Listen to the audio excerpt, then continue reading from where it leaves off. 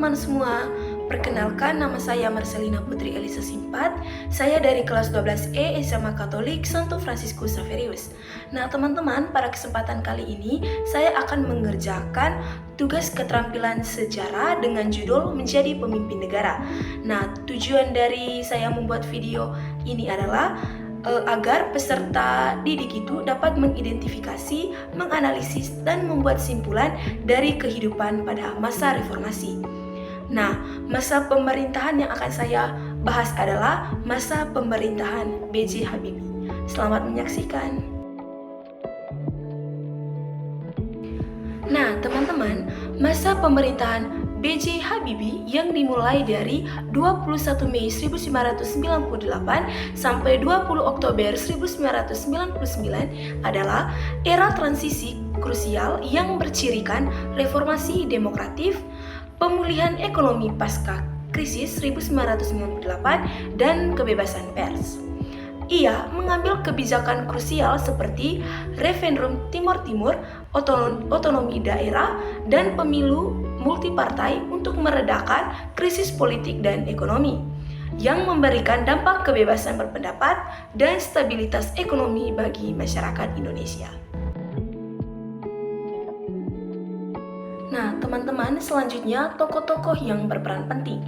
Yang pertama ada tokoh B.J. Habibie yang merupakan Presiden ketiga Republik Indonesia dan inisiator reformasi. Yang kedua ada tokoh Soeharto.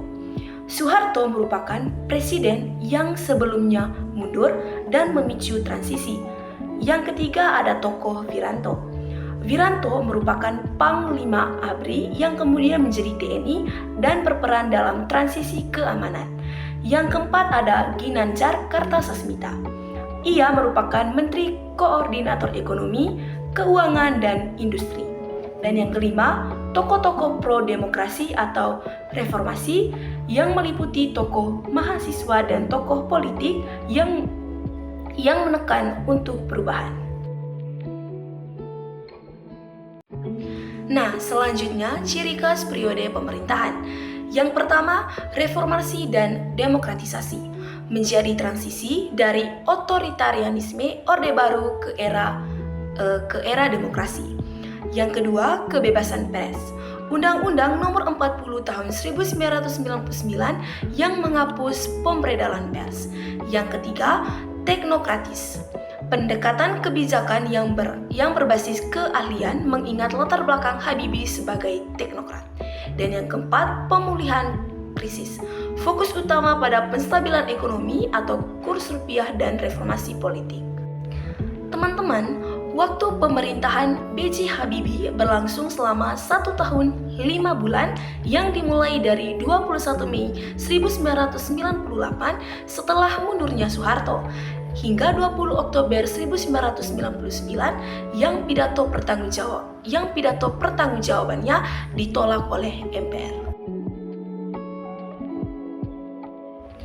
Selanjutnya, wilayah yang merasakan dampak. Yang pertama, wilayah seluruh Indonesia. Kebijakan reformasi ekonomi, pemilu, dan kebebasan pers dirasakan secara nasional.